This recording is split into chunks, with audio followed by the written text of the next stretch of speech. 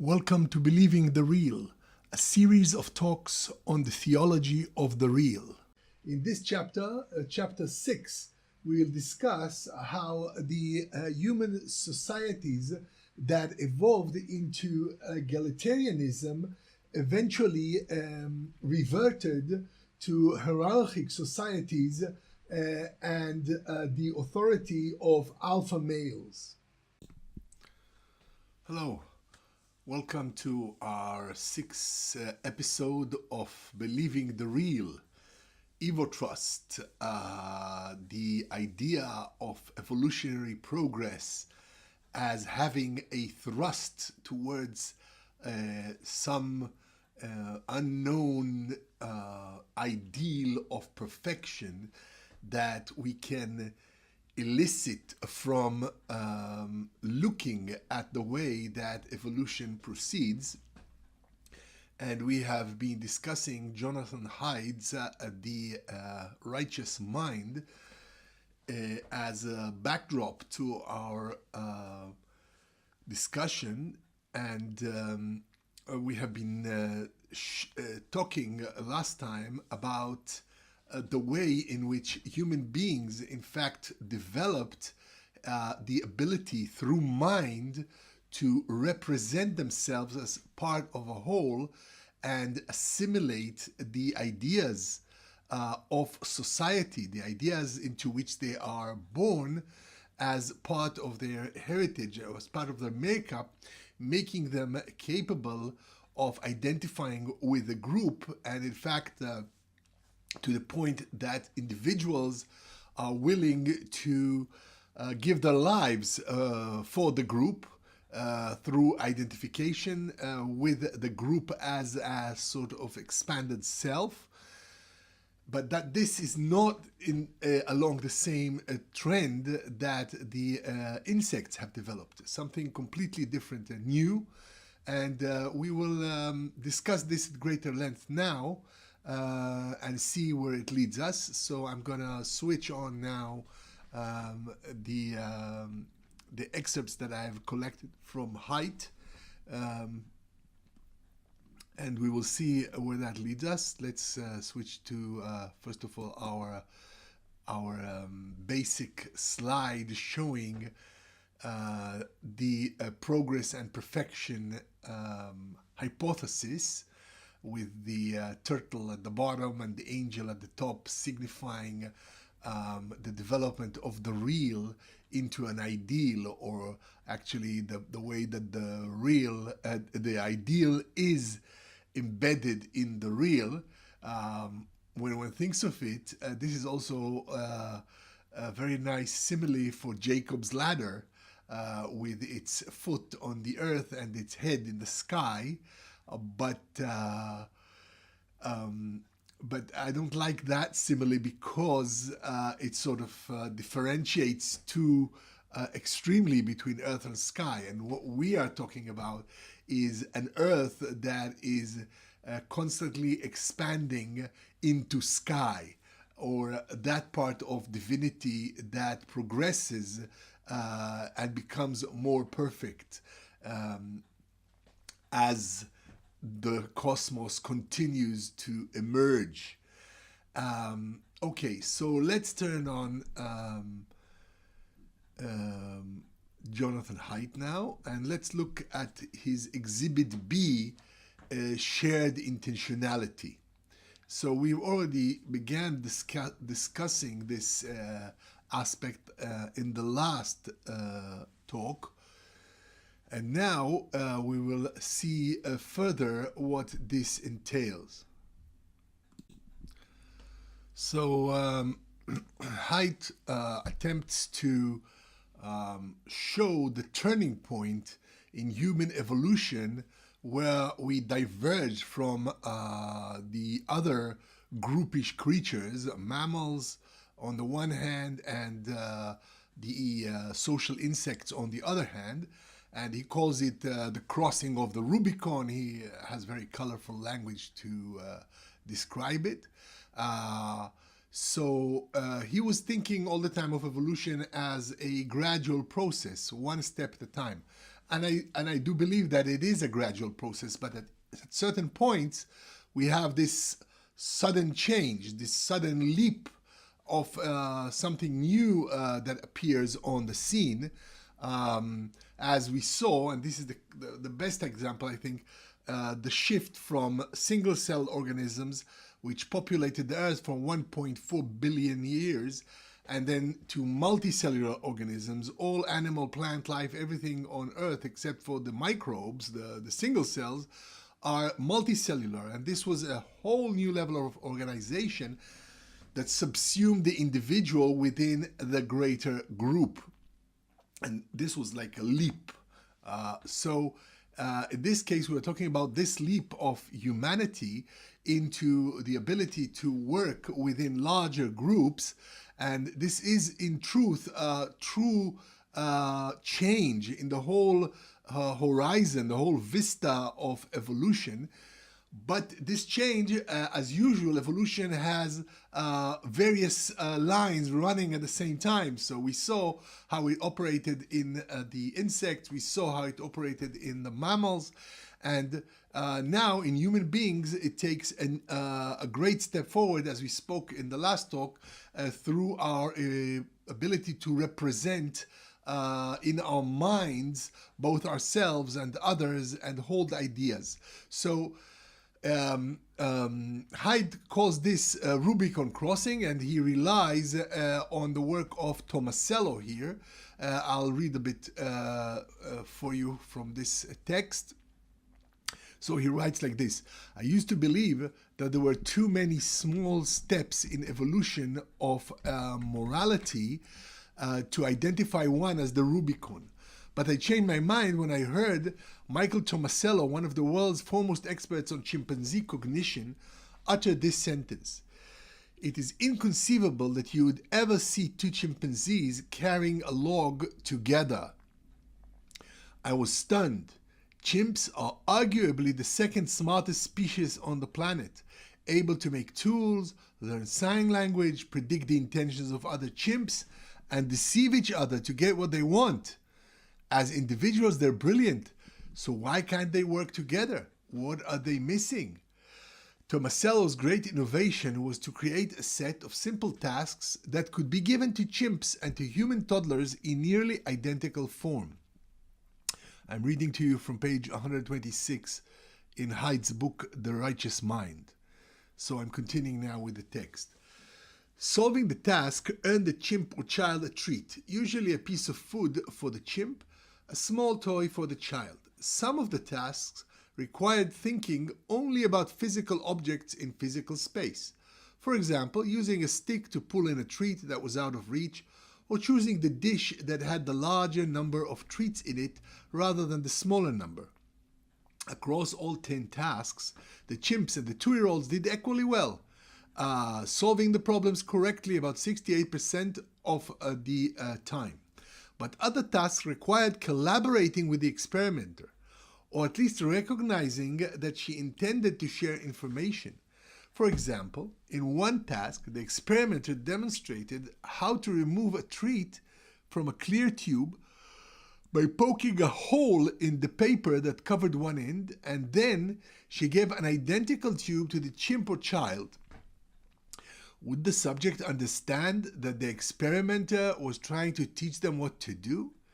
In another task, the experimenter hid the treat under one of 2 cups and tried to show the chimp or child the correct cup by looking at it or pointing to it. The kids aced these social challenges, solving them correctly 74% of the time.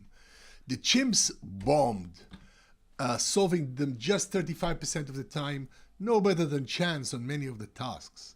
According to Tomasello, human cognition veered away from that of other primates when our ancestors developed shared intentionality. At some point in the last million years, a small group of our ancestors developed the ability to share mental representations of tasks that 2 or more of them were pursuing together. For example, while foraging, one person pulls down a branch while the other plucks the fruit. They both share the meal. Chimps never do this. Many people assumed that language was our Rubicon, but language became possible only after our ancestors got shared intentionality. Tomasello notes that a word is not a relationship between a sound and an object. It is an agreement among people who share a joint representation of the things in their world and who share a set of conventions for communicating with each other about other things. If the key to group selection is a shared defensible nest, and as we showed in the last talk, this is not really the key, but okay, then shared intentionality, says Haidt, allows humans to construct nests that are vast and ornate yet weightless and portable. So it's like a virtual nest. So why talk about a nest? Talk about the virtual networks that humans create. So indeed he writes, humans construct moral communities out of shared norms, institutions and gods that even in the 21st century, they fight, kill, and die to defend. Okay, that's all very dramatic about fighting and killing and so on, but before we fight and kill, there's many more things that we do with shared intentionality and with our moral communities. And in fact, this is really a point that is worthwhile looking into in greater depth, because what he calls shared intentionality is in fact our ability to represent reality for ourselves and for others through others. When he says that language comes after intentionality, he's quite right, because when we assimilate, as we spoke of in the last talk, when we assimilate a word, when we learn a word, we actually learn about the intentions of other people regarding that word. We are embedded in our inter-subjective frameworks and networks in this sense. But this means much more. It means that the individual through mind is capable of conceiving the world, so that for humans, the idea, what I wrote here at the top as the ideal, as it were, the idea is always overlying reality. We never have any conception of the real that is not mediated by what we learn from others. So this is really, each individual is subject to a very strong interference from the two aspects of one's existence. On the one hand, you meet reality, as it were, naked reality, unmediated reality, and I think the best example of this is just pain. Okay, so you stub your toe, that's it. You don't have, there's no, it seems that there is no mediation here, but in truth there is also mediation here, because the way one responds to that, if you're in a Stoic civilization, you respond completely different than if you are a part of the West or whatever. Different cultures have different responses to pain, and they train their individuals to react differently. So in fact, everything is mediated by our civilization, even our immediate responses. And yet, still, we do meet reality. And we meet reality with this representation of it through language, through having learned what to think of things. So, I don't know if you can separate intentionality, shared intentionality, from the acquisition of language. I think they probably came together or grew together. Language developed as we began being capable of sharing intentionalities, but perhaps it is true that we do have an inner representation of intentionality, like in object relations theory, objects that we have introverted regarding reality, although the word object is problematic here in the way that we think, because it's like we're talking about lumps of empathy, that we empathize with the people in our lives and put them inside us, which is not exactly But it's a useful tool for thinking about things, for thinking about our relationships with others and the way we share their intentionality. So object relations has a lot to say about that kind of shared intentionality. It's like you are imbibing the entire personality of your caretakers and carrying on an inner dialogue with them on a very deep emotional level, and shape your own personality accordingly. So it is like an expansion of this idea of shared intentionality, but shared intentionality also has many, it's like breathing. It can be completely unconscious and it can be very conscious. So you can intend and you can share intentionality without even thinking about it, intuitively or on an emotional level, empathic level, and so on. So everything about us has mind written all over it. And of course, mind is what emerges from evolution, the conscious mind. And the conscious mind has the ability now to change what evolution has wrought up till now. Like I repeatedly say, biology is not destiny. Destiny is a product of mind. And perhaps the word destiny is a bit laden with cultural significations that I don't mean here, because it's not destiny in the sense of some kind of fate, predetermined fate, but rather destiny in the sense that we have a vocation, we have a way of deciding what we are going to focus on and focusing on it. Indeed, perhaps we should say biology is not vocation, or biology is not the what we decide to do with our lives. So when I say biology is not destiny, that what I intend is that biology does not dictate what we will be as human beings. It's just the pre-wiring, but on top of that comes the grand software of the mind. And as we see, and we will continue to see, the mind changes everything, the whole the whole ball game. This mind is essentially a group mind, because it uses language, which is, there is no language for one person, for an individual. If you would grow up with wolves or in a world without human beings, you would have no language.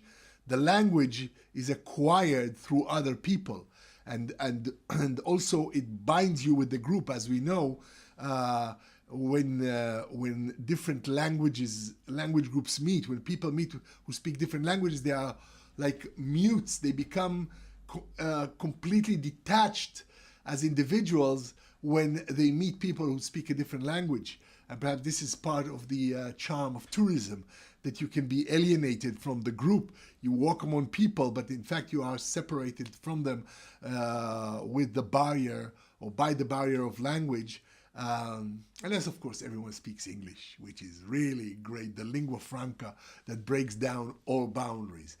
But in any case, language is something agreed on almost intuitively. Once you speak the language, you're thinking in it, other people, you communicate with them, and you are sharing with them a world of intentionality, a world of meaning. In the same way, and I will discuss this at greater length in future talks, money serves the same concept in our times. It's a symbolic values that are shared by all people, because the same dollar or euro or whatever, yen, all people can access it as a symbol of value, and this is shared internationally across all borders. Perhaps money even more than language. So money is a lingua franca of value, while speech creates value in groups. And indeed, we see that we need both international languages like English, and although today there's a different trend of internationalization, where, for example, every book, movie, or something that is produced on a mass scale is immediately translated into the local languages. assuming that many people do not learn a second language or do not speak English fluently enough to be able to understand the nuances, or perhaps even that even if they understand the nuances, they find it much more convenient to speak in their mother tongue, the language that they learned as children. And we'll have a separate talk about language and the way that we have the adult language, the written language, which is the actual language of humanity, and we have the childhood languages, the native tongue that we learn to speak before we read and write. And in fact, the science of linguistics has become quite stunted and truncated because it is relegated only to natural languages, i.e. what you learn at your grandmother's knee, and rather than focus on the petrified dead languages like Latin or ancient Hebrew or Greek or so on, that many people read and wrote in for generations, and all the great intellectual accomplishments of humankind were done in written languages. So, so I have a great beef with linguistic departments, and I'll relegate a talk on language in the future, a specific talk on that. But in any case, we see that this ability to share with others meaning, to share with others the ideas of the mind. In fact, our mind is a group mind because it is populated with words that are part of our group's heritage, with ideas that we receive from outside. And within that network that sort of fosters or generates our humanity, our individuality finds its expression. So let's go back now to our quotation from Jonathan Haidt's The Righteous Mind, and take a look at, he has this nice graph where he shows like the Rubicon, he calls it, the transformation from chimp or pre-human to human. So it has like millions of years ago and thousands of years ago. So as you're in the millions, you have like 6 million years ago, ancestors of humans diverge from the ancestors of chimps, bonobos. So our common ancestor with the chimp lived like around 6 million years ago. Just to give you proportions, 600 million years ago is the first metazoa, the first multicellular creature.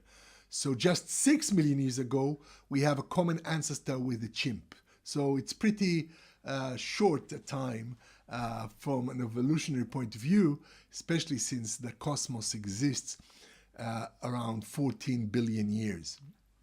Anyway, 4 million years ago, we have Australopithecines, that's Lucy, circa 4 million years ago. Then 3 million years, we have genus Homo, including Homo habilis, Oldo 1 toolkit. You see already tools that proto-humans created tools. And then like 1 million years ago, we have the Acheulean or Acheulean toolkit appears around 1.8 million years ago. And then we jump to the hundreds of thousands. And then what the time he points to as the beginning of, in fact, civilization, or let's say humanity, is 600,000 years ago. Not millions, 600,000. So he writes, shared intentionality enables cumulative culture and gene culture coevolution in Homo heidelbergensis. Hunting with spears plus cooking on hearth shows much more collaborative groups. So, okay, that was 600,000 years ago. You'd think that now we emerge, but no. Only 50,000 years ago, genetic studies are showing this, modern humans migrate out of Africa and the Middle East. So it's like about 50,000 years ago. And then the beginning of what we call civilization, it's just like about 10,000 years ago. The Holocene begins, agriculture and herding, gene culture coevolution speeds up. So, like what we're actually talking about, what we are the inheritors of the appearance of the modern human is like about 10,000 years, and only about 5,000 years city-states and empires. So round about what the creation, the scriptural creation time, like which is almost 6,000 years ago, around about that time we have the rise of civilizations. So then he has like 0 Facebook links 500 million people together. I don't know if Facebook is maybe in 2010 that was what brought people together, but now we have other things as well, WhatsApp, Google, whatever. So there's so many ways to get together. Skype and Facebook is not everybody's first choice. As for myself, Facebook is such a draw of time that I hardly ever go into my Facebook account. Maybe I should more. Now that I'm videoing and doing all these productions, maybe it's time to go back to Facebook. Yeah, good idea. Anyway, so what we see here is a very strange picture. It's very static. It's very slow throughout evolution. It's like shrouded in mystery. What happened between like 6 million years ago when our ancestors diverged from chimps and 60,000 years ago when we came out of Africa, and what happened in the 50,000 years in the interim until agriculture began and city-states and so on and so on. So this has been a slow trip which suddenly accelerated because we are now, especially since the Second World War, after the war, the acceleration has become truly blinding, and it's everything has speeded up.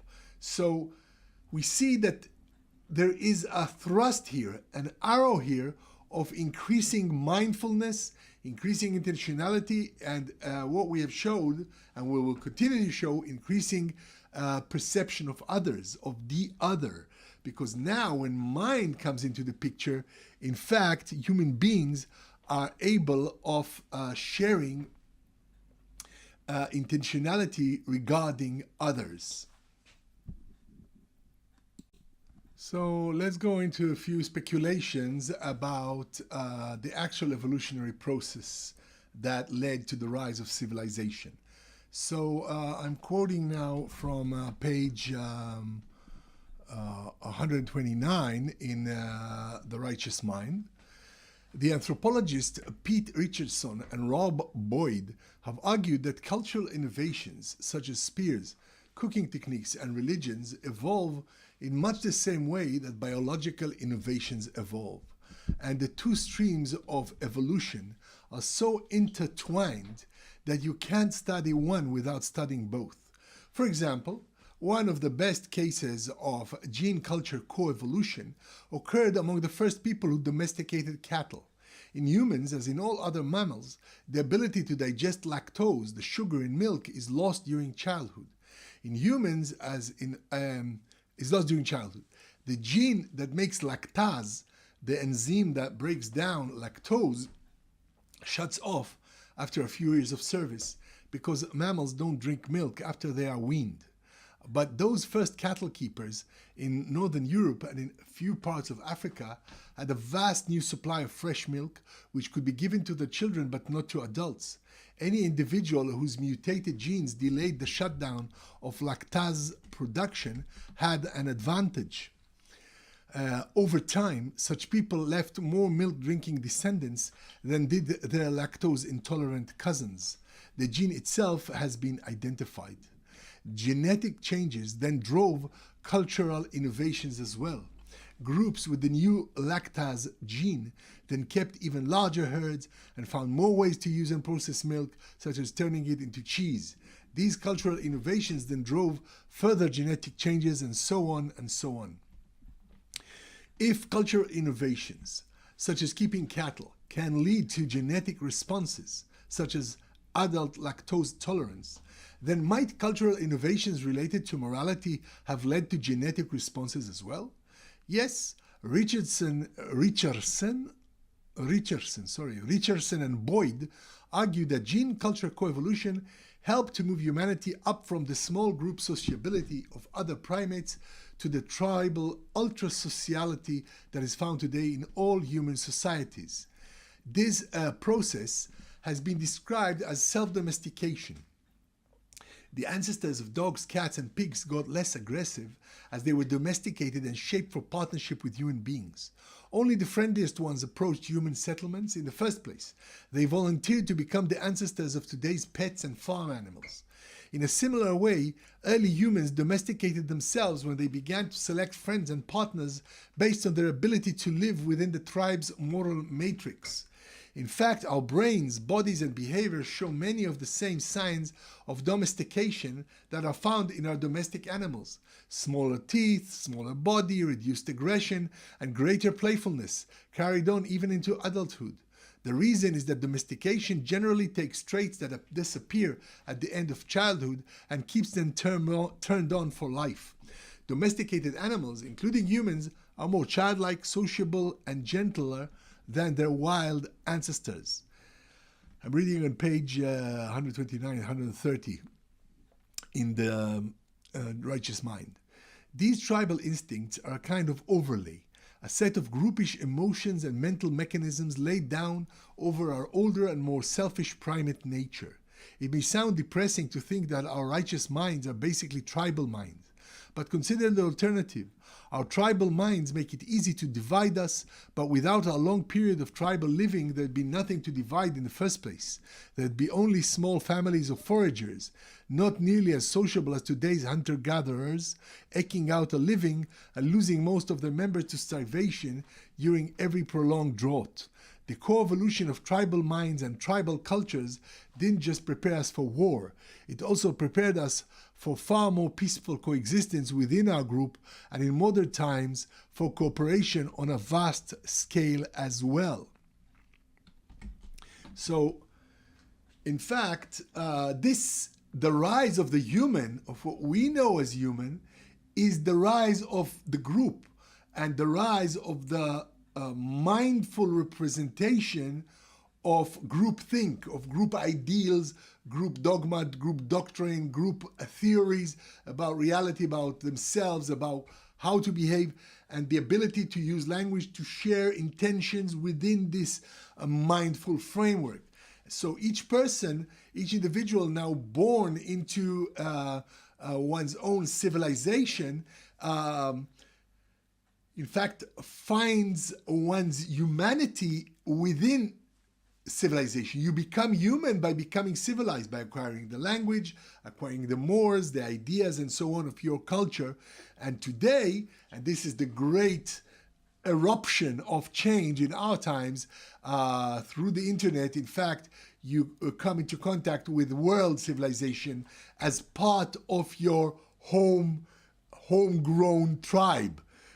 In a way, the very fact that we are interconnected throughout and that we share many, many cultural constructs through literature, through films, through academic endeavors, and so on, and tourism, makes us, in fact, in part, citizens of the world, as it were, even as we grow in our individual cultures. And of course, the extent to which your specific culture that you are born into, the extent to which it is permeable with other cultures, determines the extent to which you will be able to interface with all of humanity. Well, all of humanity is really, because how many connections can we make as individuals? It's not infinite.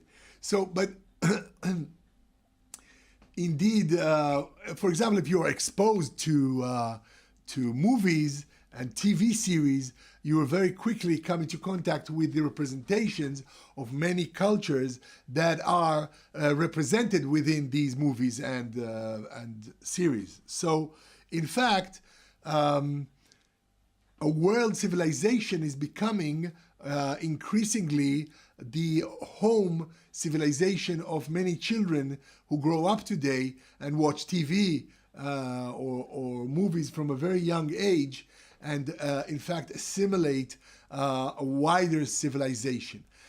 So in any case, I'm digressing. The important thing here is that as humans, we are part of a greater whole, and our identification with the group and the boundaries of that group will in fact determine much of who we are or who we are capable of becoming as persons, as individuals. And again, this is the great boon of modernity, that it opens for us so many new vistas, horizons for growth and progress, personal progress and development.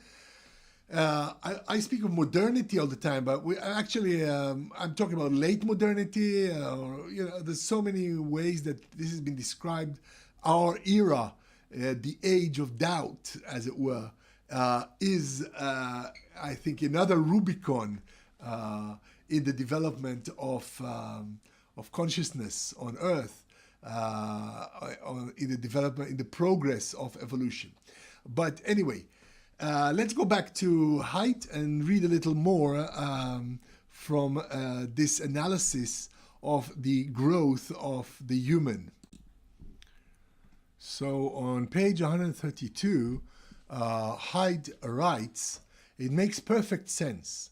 In the last 10 years, geneticists have discovered just how active genes are. Genes are constantly turning on and off in response to conditions such as stress, starvation, or sickness.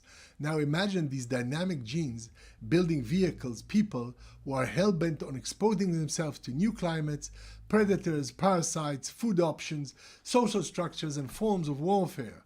Imagine population density skyrocketing during the Holocene so that there are more people putting more genetic mutations into play. If genes and cultural adaptations co-evolve in a swirling waltz, as Richardson and Boyd put it, and if the cultural partner suddenly starts dancing the jitterbug, the genes are going to pick up the pace too. This is why genetic evolution kicked into overdrive in the Holocene era, pulling along mutations such as the lactose tolerance gene, or a gene that changed the blood of Tibetans so that they could live at high altitudes. Genes for these recent traits and dozens of others have already been identified. If genetic evolution was able to fine-tune our bones, teeth, skin, and metabolism in just a few thousand years, as our diets and climates changed, how could genetic evolution not have tinkered with our brains and behaviors as our social environments underwent the most radical transformation in primate history? So really, the funny thing here is that ultimately we are reading all this as a prelude to showing how all this is now outdated.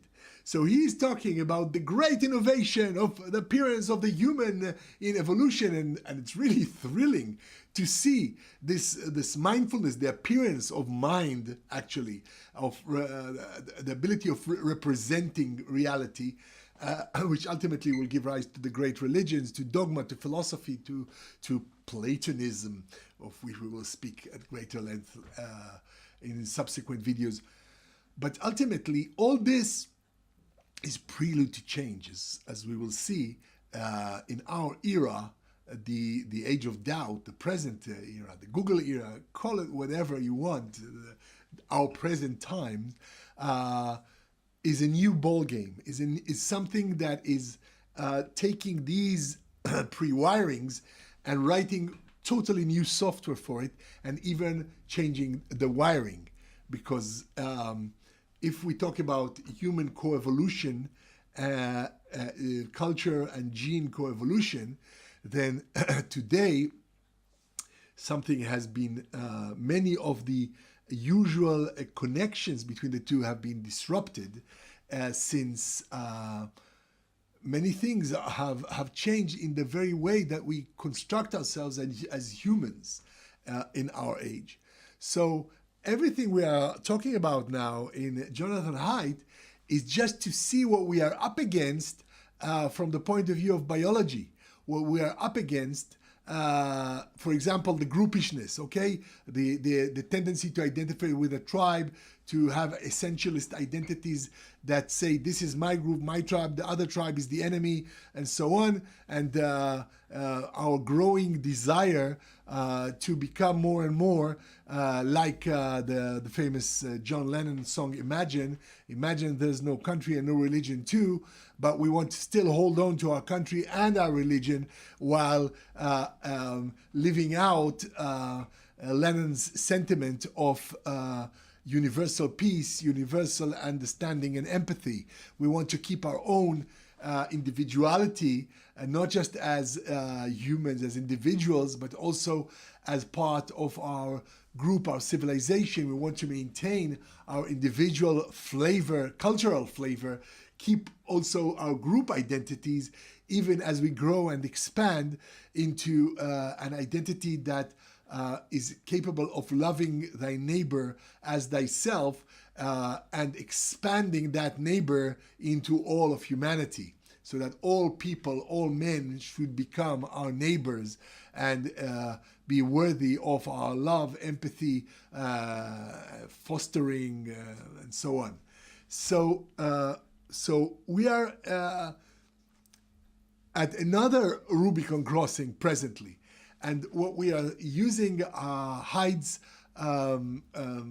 book, The Righteous Mind, for is to show what we are up against. What is the substratum on which the new era is being built? So let's read a little more in Haidt. So in fact, this situation where human development suddenly develops something new and is faced with the parts, the elements of the old, of previous stages of evolution, is a recurring occurrence throughout evolution, because as we saw, everything in evolution uses what went back, what happened in the past. Nothing is lost. So all the levels of past evolution, predation, procreation, parenting, and finally tribalism or groupishness, are all part of our heritage. Now, it happened before in human development that we reach a certain state of cultural development that resonated with some of the baggage that we carry from the past, baggage is like a derogatory word. Actually, it's like part of the available spare pieces that we can reintegrate in new connections as we progress in our development. In any case, an interesting case in point here is that as we became more human, as we became more groupish and tribalist, we also became hierarchical. So this is strange, because it turns out that hierarchy is not something that is characteristic of all human groups. Some hunter-gatherer groups have less of a hierarchy. And what about the alpha male? So I will show you now, we will read more into Haidt now, how in fact the alpha male is a throwback. Because if you have an alpha male among chimpanzees and other mammals, the huge bulls and so on, the stags, which is one male dominating all other males and dominating the entire group, in human beings, there is a transition that we went through where the alpha male's role was diminished as the group's role became greater. And only subsequently, when we continue to develop into civilization, did it become possible to reseat, as it were, to reinstate alpha males as dictators, kings, sovereigns, high priests, whatever. But this is a later development. So it's like we have stages. In chimp world, there's a biological alpha male. In all of mammalia, there's the alpha male, the dimorphism of the large male. And then as we move into human groups, this role diminishes as the group itself and the group mind and the group ideas, they become the dominant. It's like the law becomes the dominant hierarchy rather than a power hierarchy of alphas dominating betas and so on. And then when we reach civilization, we have the rise of dictatorships, and this element of alpha maleism that is inherent in our genes becomes resonant with the ability of individual humans to commandeer and, in fact, hijack their societies for their own personal benefits. And then we get to a later stage, our stage now, where we are, in fact, again, doing away with the alpha males, and we have laws, we have democracy, and so on, and we have equality, and we don't want dictators, and we don't want authoritarianism, and so on. So it's like chimps developing into humans, remove the hierarchy, reinstate the hierarchy as civilization emerges, and now we are reinstating human egalitarianism. So this was just all a prelude to looking at it in Haidt. We will see what Haidt makes of this. Actually, we just made of Haidt what we want to make of this. Let's see some of the data that Haidt presents in this regard. So he writes, this is page 108 in The Righteous Mind. He writes, in the last chapter, I suggested that humans are, like our primate ancestors, innately equipped to live in dominance hierarchies that can be quite brutal. But if that's true, then how come nomadic hunter-gatherers are always egalitarian? So indeed, we see how this leap is occurring. We have primate ancestors, innately equipped to live in dominance hierarchies, the alpha male. But when you look at hunter-gatherers, they're all egalitarian. What's happening? There's no hierarchy, at least among adult males. There's no chief, and the norms of the group actively encourage sharing resources, particularly meat. The archaeological evidence supports this view, indicating that our ancestors lived for hundreds of thousands of years in egalitarian bands of mobile hunter-gatherers. Hierarchy only becomes widespread around the time that groups take up agriculture or domesticate animals and become more sedentary. So, indeed, we see that human evolution is already preparing the way for egalitarianism. The old alpha male has been pushed aside.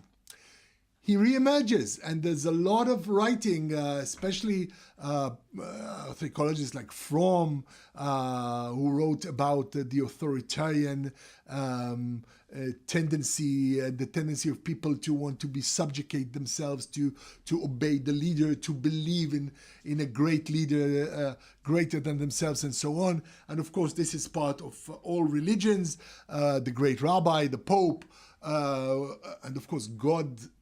Okay, so we place God above all things human, but again, it's the same idea of hierarchy. There is a God above, and this is one of the liberating aspects of the idea of the divine, that we say,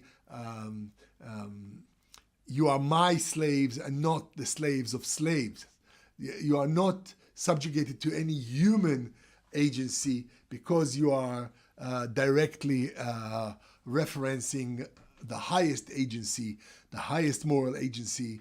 And this is also an incredible innovation of humanity, the ability to conceive a moral construct that obligates one regardless of any human agency. So this actually quite undermines authority, human authority. And indeed, we see that religion has a tendency to do that, funnily enough, to undermine secular authority, because we have a greater truth that calls us and so on. So in any case, we see that things are not linear. It's like there is a tradition, a primate tradition of alpha maleism, of a strict hierarchy, and of course a tradition of following the leader or subjugating ourselves to this leader. And on the other hand, when humanity emerges, there's a tradition of identifying with the group, with the greater whole, with a moral or ideational fabric, with an ideology that pulls us together, so that indeed the atrocities of modernity under dictatorships are in fact a kind of throwback to pre-human development, to the primate world. It's like the pre-wiring that we are talking about here with Haidt, looking at how there is something within us which is very primordial that pushes us into that corner, but it's not a done deed. It's not hardwired. It's just pre-wired. And again, it's part of our biological heritage, but does not have to become part of our destiny or our vocation. So anyway, let's continue with Haidt a little bit. So he writes again, hierarchy only becomes widespread around the time that groups take up agriculture or domesticate animals and become more sedentary. These changes create much more private property and much larger group sizes. Okay, so he's jumping here to private property, but actually what it's making is a lot more surplus. And when we discuss money in one of our future talks, we will see that it's all about the surplus, because so long as hunter-gatherers are hunting-gathering, there is no accumulation. They just wander around and they share what they find, they do things together, and everybody, it's like the ultimate paradise of communism. Everybody shares the same. But when surplus comes in, that's where we start floundering around, because there is no precedent in the animal world for this surplus. So actually, when civilization emerges with the management of surplus, then there is a reliance, there is a going back to older forms of hierarchy in order to manage this new thing. And as we will see, this is not the best way to manage it. Modern ways to manage it, using modern money, fiat money that is completely imaginary, and we will discuss this at greater length later, is much more efficient. But originally, human beings were suddenly faced with a lot of surplus. What are they going to do with it? So they went back to hierarchy. Some people took hold of the surplus and they became the boss. They became the alpha males, as it were. Okay, let's read more from Haidt. They also put an end to equality. So the best land and a share of everything people produce typically get dominated by a chief, leader, or elite class who take some of their wealth with them to the grave for easy interpretation by later archaeologists. So were our minds structured in advance of experience for hierarchy or for equality? So, yeah, let's look at that. This is really an interesting quandary, because for both, actually. But let's see what Haidt says about this. Okay, so Haidt writes for hierarchy. So he's talking now about the primate level of our evolutionary heritage. Let's see what it's page 108 to 109 in The Righteous Mind. So he's talking about our chimp heritage, or our primate heritage. So in that regard, before the emergence of hunter-gatherers of human groups, certainly mammals are hierarchical. It's obvious. So let's read a bit inside. So Haidt writes the following. For hierarchy, according to the anthropologist Christopher Boehm, Boehm studied tribal cultures early in his career, but had also studied chimpanzees with Jane Goodall. He recognized the extraordinary similarities in the ways that humans and chimpanzees display dominance and submission. In his book Hierarchy in the Forest, Boehm concluded that human beings are innately hierarchical, but that at some point during the last million years, our ancestors underwent a political transition that allowed them to live as egalitarians by banding together to rein in, punish, or kill any would-be alpha males who tried to dominate the group. Alpha male chimps are not true leaders of their groups. They perform some public services, such as mediating conflicts, but most of the time they are better described as bullies who take what they want. Yet even among chimpanzees, it sometimes happens that subordinates gang up to take down alphas, occasionally going as far as to kill them. Alpha male chimps must therefore know their limits and have enough political skill to cultivate a few allies and stave off rebellion. Imagine early hominid life as a tense balance of power between the alpha and an ally or two, and the largest set of males who are shut out of power. Then arm everyone with spears. The balance of power is likely to shift when physical strength no longer decides the outcome of every fight. That's essentially what happened. Boehm suggests as our ancestors developed better weapons for hunting and butchering beginning around 500,000 years ago, when the archaeological record begins to show a flowering of tool and weapon types. Once early humans had developed spears, anyone could kill a bullying alpha male.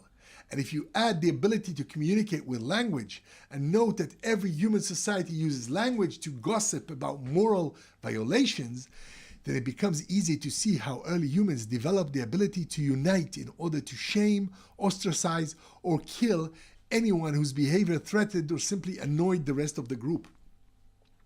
Boehm's claim is that at some point during the last 500,000 years, well after the advent of language, our ancestors created the first true moral communities.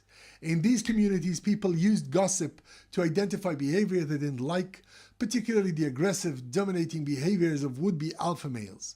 On the rare occasions when gossip wasn't enough to bring them into line, they had the ability to use weapons to take them down. Boehm quotes a dramatic account of such a community in action among the Kung people of the Kalahari Desert. A man named Twee had killed 3 other people, when the community, in a rare move of unanimity, ambushed and fatally wounded him in full daylight. As he lay dying, all of the men fired at him with poisoned arrows until, in the words of one informant, he looked like a porcupine.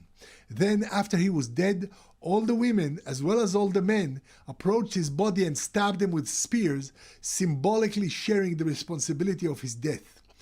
It's not that human nature suddenly changed and became egalitarian. Men still tried to dominate others when they could get away with it. Rather, people armed with weapons and gossip created what Boehm calls reverse dominance hierarchies, in which the rank and file band together to dominate and restrain would-be alpha males. It's uncannily similar to Marx's dream of the dictatorship of the proletariat. The result is a fragile state of political egalitarianism achieved by cooperation among creatures who are innately predisposed to hierarchical arrangements. It's a great example of how innate refers to the first draft of the mind. The first edition can look quite different. The final edition can look quite different. So it's a mistake to look at today's hunter-gatherers and say, see, that's what human nature really looks like. For groups that made this political transition to egalitarianism, there was a quantum leap in the development of moral matrices. People now lived in much denser webs of norms, informal sanctions, and occasionally violent punishments.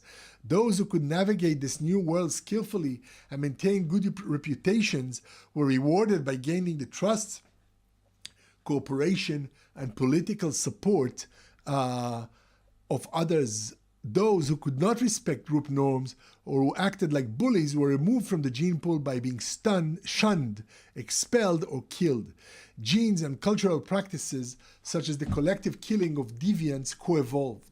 The end result, says Bohm, was a process sometimes called self-domestication.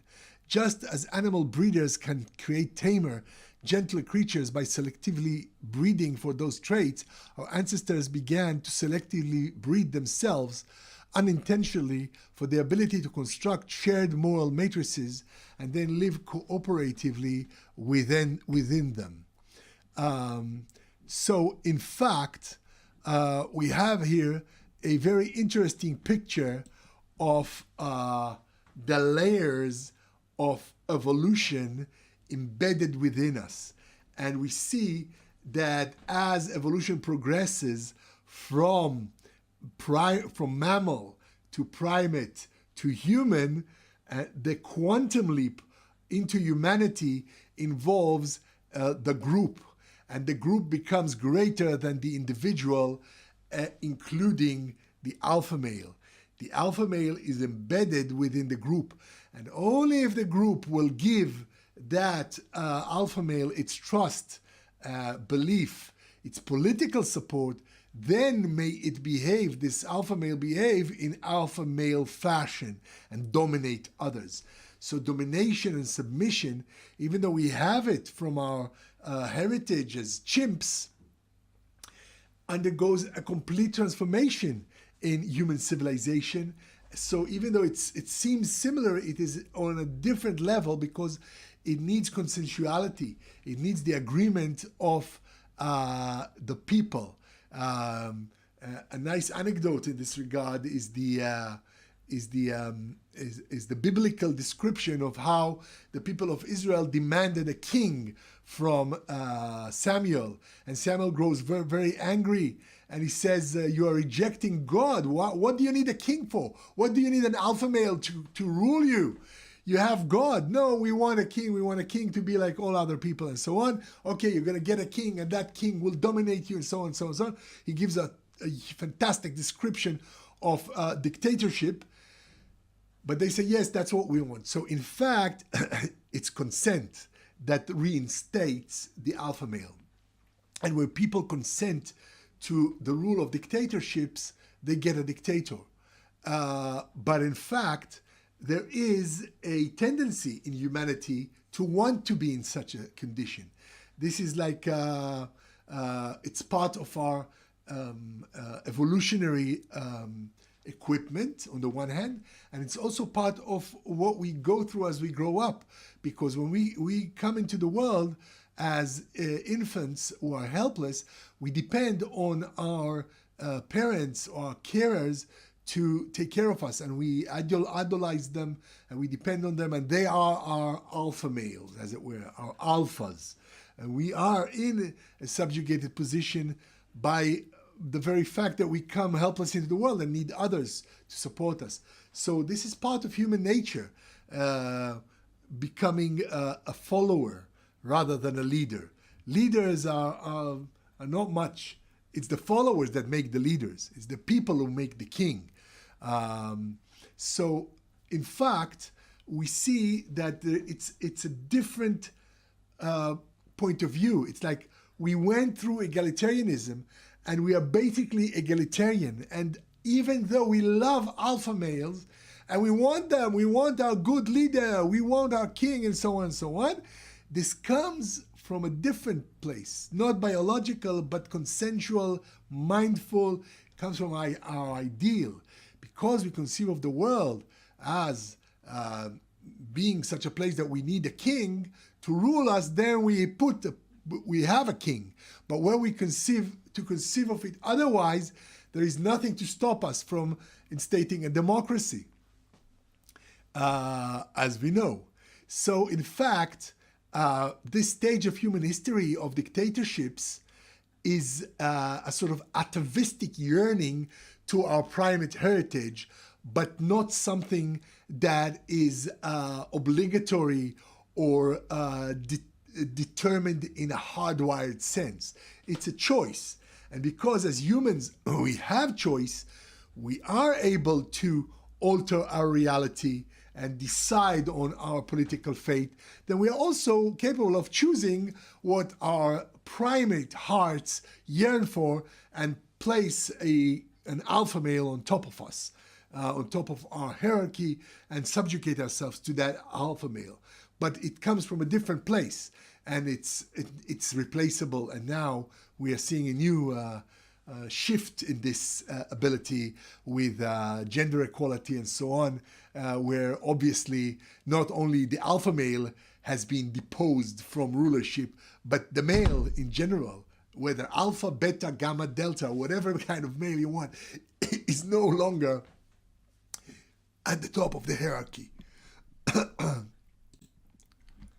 Okay, so to wrap up this episode, let's read another small excerpt from Haidt. It's on page 144. Scholars note that people evolved to live in groups of up to 150 that were relatively egalitarian and wary of alpha males, as Chris Bohm said, and we discussed at length now. But we also evolved the ability to rally around leaders when a group is under threat or is competing with other groups. Research also shows that strangers will spontaneously organize themselves into leaders and followers when natural disasters strike. People are happy to follow when they see that their group needs to get something done, and when the person who emerges as the leader doesn't activate their hypersensitive oppression detectors. A leader must construct a moral matrix based in some way on the authority foundation to legitimize the authority of the leader, the liberty foundation to make sure that subordinates don't feel oppressed and don't want to band together to oppose a bullying alpha male, and above all, the loyalty foundation, which I define in chapter 7 as response to the challenge of forming cohesive coalitions. So in the next talk, we will get into more depth. We will discuss at greater length these various foundations that Haidt summarizes, which we saw in the previous talk already, but now we will summarize, wrap up the whole ideas that we take from Haidt. But the important thing is to conclude this talk is that we have all these strands of tendencies within us that have evolved, and the hierarchy strand, the one that puts an alpha male at the top, is just one atavistic strand that we can choose to take or leave. We don't have to have an alpha male on top, only when it serves our purposes. When someone has to organize things, okay, you be the leader, no problem. And many religions say, run away from leadership because it'll just swallow up your time and you don't really need it. Devote yourself to higher pursuits and so on. But ultimately, we have the choice. We can choose leaders and to follow them, as we do in a democracy, and we can go without leaders and live out our lives within the law. And I'll have a lot more to say about that in future, because the law and the great bureaucracies of modernity have, to a great extent, replaced all leadership. You're not looking for a leader to, organize your roads. You have the Ministry of Transportation, and it has all these offices, and everyone knows their function regarding certain aspects of development. And the leader just says, he discusses and ultimately says, okay, we want a new road, but that's it. All the rest will be done by other people. So a committee can also decide we need a new road. So it's very complex today, and leadership and especially dictatorships are in fact choices of people to have that kind of leadership. It's not biological any longer. It's something we like to do when it suits us, or when we are not sufficiently empowered to be able to really actualize our potentials. And one of the beauties of looking at what happens in modernity is to see how this progress in the moral realm that gives rise to democracies and to the idea that we do not want a dictatorship, and in fact allows us to expand on our true human heritage, the true innovation of humanity, this intentionality, shared language, shared culture, shared civilization, that we ourselves can foster, direct, and improve and make more perfect as we grow wiser and more empathic. Okay, so actually a summary of what we are taking from Haidt in our next talk. So keep well.